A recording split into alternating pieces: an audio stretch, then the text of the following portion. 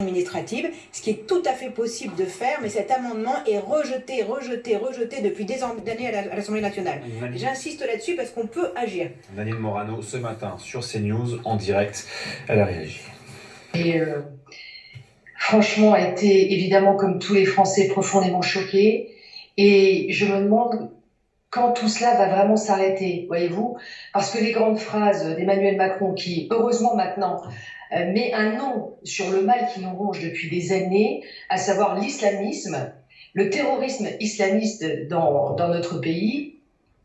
Moi, je pense à cette famille du professeur d'histoire, comme je pense au père Hamel qui a été égorgé, comme je pense aux policiers qui ont été aussi exécutés au sein de la préfecture de police de Paris, comme je pense aussi à ce chef d'entreprise, parce que voyez-vous, vous n'en parlez plus, mais Hervé Coronara, vous vous rappelez ce chef d'entreprise en 2015 qui lui aussi a été décapité. Et voilà ce qui se passe dans notre pays, parce qu'on laisse entrer en France, aussi, je le dis, des gens qui ne partagent pas, qui sont incompatibles avec notre mode de vie, qui ne veulent pas notre mode de vie, qui n'acceptent pas la liberté d'expression, qui n'acceptent pas la laïcité, qui n'acceptent pas l'égalité entre les hommes et les femmes, qui ne veulent pas s'intégrer dans notre pays. Donc il faut véritablement maîtriser l'immigration et il faut faire en sorte dans notre pays maintenant, en France, casser ces ghettos qui existent en France, ces ghettos religieux qu'on a dans nos quartiers, qui sont devenus insupportables. Il faut avoir le courage de dire ça. Moi, je dis aux musulmans ce matin qui nous écoutent ou qui me regardent, mais levez-vous. Jusqu'à quand allez-vous laisser votre religion être salie? C'est à vous de faire le ménage au sein de votre religion. Enfin, on ne peut plus tolérer ça. Un professeur aujourd'hui, un curé hier, des policiers, des citoyens, l'attentat à Nice, partout. La France est gangrénée par ce mal. Alors qu'Emmanuel Macron ne nous dise pas, ils ne passeront pas. Mais ils sont déjà là, ils sont partout.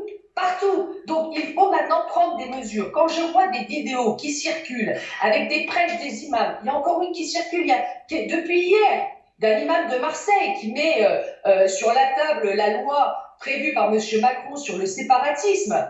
Et qui dénonce cette loi. Non mais on est sur le territoire français. Il faut arrêter de se faire assassiner, il faut arrêter de se faire mettre comme ça dans une situation de peur permanente. Parce que aujourd'hui c'est un professeur d'histoire, hier c'était un curé, des policiers, un jour ce sera des élus. C'est tout le monde est touché, c'est scandaleux, c'est inadmissible, c'est pas ça la France. Et la France, elle doit se réveiller maintenant. Lorsque le président dit, et vous en parliez, ils ne passeront pas, et vous dites ils sont déjà passés, c'est un terrible aveu d'échec aussi. Mais bien sûr que c'est un terrible aveu d'échec, mais c'est une réalité.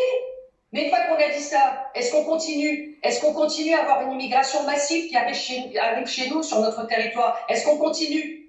Est-ce qu'on continue à installer chez nous et à ne pas expulser des gens qui commettent des délits et des actes insupportables en France? Regardez, moi j'ai eu une affaire en justice, pas plus tard que la semaine dernière.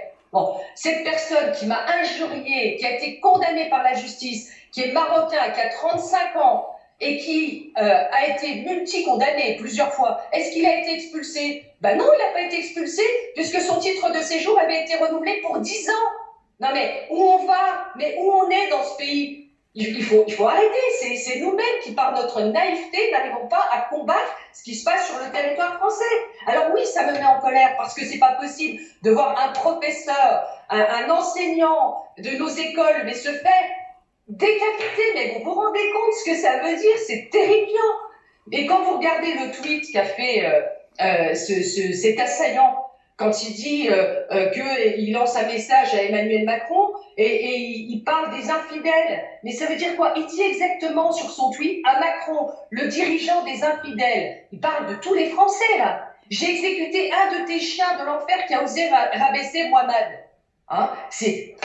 Qu'est-ce que ça veut dire, ça? Alors qu'on fasse le ménage dans les mosquées. Combien de mosquées ont été fermées où il y a des imams qui prêchent contre la France? Ce sont des ennemis de la France sur le territoire. Voilà pour la réaction ce matin de Nadine Morano sur l'antenne de CNews.